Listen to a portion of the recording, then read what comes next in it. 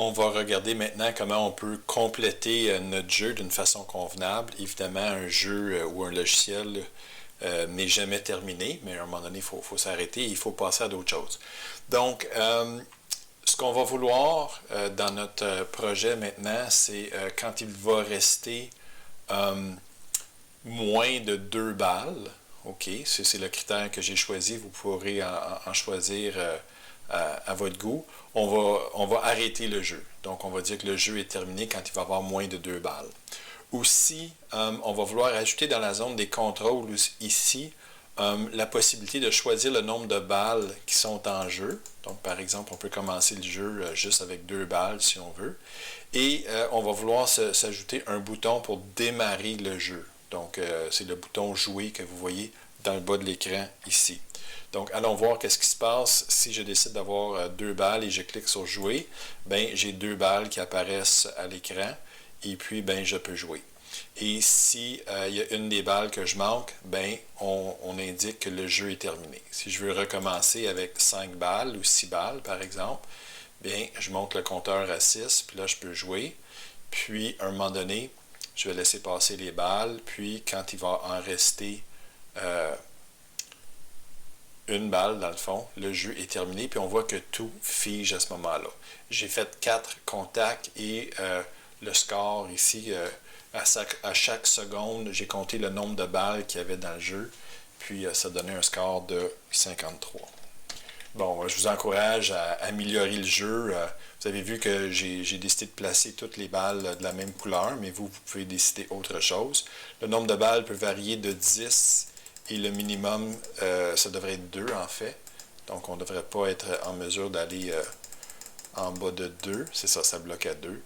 Donc, on peut choisir le nombre de balles avec lequel on veut jouer. Bon, il y a beaucoup de petits changements qu'on doit apporter au programme. On va aller voir d'abord dans pong.html. Dans la section Body, on a notre en-tête, on a la partie principale, et puis le début, on a toujours prévu qu'il y ait une section pour les contrôles. Donc ici, il va y avoir 3 éléments. Il va y avoir un label, OK, qui est le libellé qui indique ici le nombre de balles 10 max. Donc c'est ce qu'on voit ici. Il va y avoir un input pour saisir un nombre et il va y avoir un bouton. Donc ces 3 éléments-là, on les voit aux lignes 24, 25 et 26 ici. Donc le label, on l'associe au input pour saisir un nombre. Donc on dit le label qui est ici est associé par le paramètre for ici avec l'identifiant du input à la ligne 25. Donc, on voit ici que le nombre de balles est associé au nombre de balles ici. Le libellé qu'on voit vraiment affiché à l'écran, c'est ce qu'on voit en blanc. Donc, c'est la ligne 24. Donc, la ligne 24 nous permet d'afficher l'information qu'il y a dans le bas de l'écran ici, affichée en noir. À la ligne 25, ça nous permet de saisir l'information. Donc, ça nous prend un input de type numéro, donc type number. Je devrais peut-être mettre des guillemets ici. OK. L'identifiant, c'est nombre de balles. En fait, nombre balles, c'est ce qui va nous permettre plus tard, avec du JavaScript, d'aller chercher le nombre de balles. La valeur initiale, c'est 10 balles. La valeur de balles minimum, c'est 2. Et le maximum, c'est 10. Donc, c'est ce qu'on voit ici. On peut cliquer sur des petites flèches ici où on peut rentrer directement le nombre de balles qu'on veut. Okay. Donc, je vais mettre ça à 10. Et enfin, à la ligne 25, c'est peut-être la première fois qu'on utilise cet élément HTML-là. C'est un élément HTML qui s'appelle button, donc ça nous crée un bouton. Son identifiant, je l'ai appelé tout simplement jouer. Et d'ailleurs, le texte qu'on voit dans le bouton, on va le spécifier ici, en blanc. Et puis, on va compléter notre élément HTML avec un barre oblique bouton. Et puis, ce qu'on va vouloir, c'est que quand on va cliquer sur ce bouton-là, on va exécuter la fonction qui s'appelle « jouer ». Okay? Donc, on voit que c'est une fonction parce qu'il y a des parenthèses ici.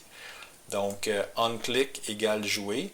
ça veut dire que quand on va cliquer sur ce bouton-là, on va invoquer la méthode jouer. Évidemment, il va falloir programmer la méthode jouer et puis ça va nous permettre de débuter notre jeu. Donc voilà les 3 lignes qu'on doit ajouter à pong.html pour essayer de finaliser notre jeu. Bon, je fais du mieux que je peux pour vous guider là-dedans, mais je trouverai une façon avec Gabriel là, pour vous guider en classe aussi. À la toute fin du programme, dans pong.js, on va modifier un peu ce code-là. On va évidemment devoir lancer l'animation et partir notre compteur d'intervalle pour compter les points. Puis, comme je l'ai dit il y a quelques instants, on va devoir se créer une fonction qui s'appelle jouer. Donc, c'est ce qu'on voit ici aux lignes 136 à 143. Donc, on crée une variable qui va être constante, qui est égale à une fonction, qui ne prend pas de paramètres. C'est pour ça que les parenthèses sont vides. La fonction est définie, les actions de la fonction sont définies entre les accolades ici. Et puis, quand on commence à jouer, ben, qu'est-ce qu'on doit faire? On doit mettre les points à 0. Hein? C'est un nouveau jeu. Notre compteur de contact est à 0. Ou enfin, tout ce qu'on doit faire pour remettre le jeu dans sa condition initiale, il faut le faire ici. Vous devriez être capable de comprendre la ligne 140 qui est indiquée à l'écran. On a fait ça souvent. On utilise la méthode getElementById avec nombre de balles pour aller chercher la valeur le nombre de balles qui ont été choisies par l'utilisateur. Et ensuite, ce qu'on va faire, c'est qu'on va envoyer en paramètre le nombre de balles que l'utilisateur a choisi d'utiliser à la fonction créer balle pour créer le bon nombre de balles. Donc ça, je vais expliquer ça dans un instant. Et puis aussi, on va dire que notre animation doit commencer. Donc, il y a une nouvelle variable que je vais définir dans un instant un peu plus bas dans le programme qui s'appelle animation active qui devient égale à true. Ça veut dire que là, on peut vraiment commencer notre animation. Donc, il y a 2 choses ici. Allons-y dans l'ordre, ici à la ligne 141. Quand on crée les balles, on doit donner le nombre de balles qu'on veut, qui ont été déterminées là, par l'utilisateur. Puis on est allé chercher ça avec le getElementById. Donc, allons voir dans notre programme la fonction créer balle. Okay. Donc, j'ai fait des petits changements ici. Là, je vais vous expliquer ça dans les minutes à venir. Premièrement, bon, j'ai mis toutes les balles en blanc. Vous pouvez choisir la couleur que vous voulez. Ça, c'est pas très, très, très grave. Une chose vraiment importante, c'est que j'ai ajouté un paramètre que j'ai tout simplement appelé n ici, qui va représenter le nombre de balles qu'on va conserver. Okay? Il y a plusieurs façons de faire ça, mais j'ai choisi de faire quelque chose de relativement simple. Donc, on va décider le nombre de balles qu'on veut conserver. Donc, ce que j'ai fait ici, c'est que j'ai créé 10 balles. Okay? Je vais vous expliquer pourquoi j'ai le mot variation un peu plus tard. Là. Mais j'ai rajouté une balle. J'ai changé aussi ces valeurs de x, y pour que la nouvelle balle que je crée ne soit pas superposée sur une autre balle. Donc, j'ai 10 balles. Et ici, on va me fournir une valeur qui va varier entre 2 et 10. Donc, si l'utilisateur nous dit qu'il veut jouer avec 10 balles, ça veut dire qu'on va garder les 10 balles qu'on vient de définir ici. Si l'utilisateur nous dit qu'il veut jouer avec 2 balles seulement, mais ça veut dire qu'on va devoir éliminer 8 balles. Okay? 10 moins 2 égale 8. Donc, c'est ce que je fais ici à la ligne 33. Okay? J'utilise la méthode splice qui enlève un certain nombre d'éléments d'un array. Balle avec un S, je vous rappelle, c'est un array qui contient toutes les balles qu'on a créées ici. Donc, ce qu'on est en train de dire ici, c'est que on est en train d'éliminer les balles que l'on ne veut pas. Donc, n, c'est le nombre de balles qu'on veut. Balle.length, c'est le nombre de balles qu'on a défini. Dans notre cas présent, c'est 10. Donc, si on fait le nombre de balles défini moins le nombre de balles qu'on veut, ça va nous donner le nombre de balles qu'on doit éliminer. Donc, c'est ce que la fonction splice fait ici. Donc, elle dit à partir du tiroir 0 de notre array, on doit éliminer, par exemple, 2 balles. Si on veut en garder, 8, par exemple, 10 moins 2 égale 8. Donc, si on veut jouer avec 2 balles, ça veut dire qu'on a les 10 balles, il faut en éliminer 8. 10 moins 2, c'est 8. Donc, à partir du tiroir 0, on va éliminer les 8 balles suivantes.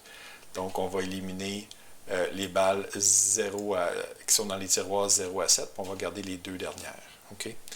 Donc, voilà ce qu'on doit faire ici. Puis aussi, j'ai rajouté à la ligne 19, c'est important que vous le fassiez aussi, balle égale array vide. Donc, on s'organise pour que notre variable balle soit vide à chaque fois qu'on crée les balles.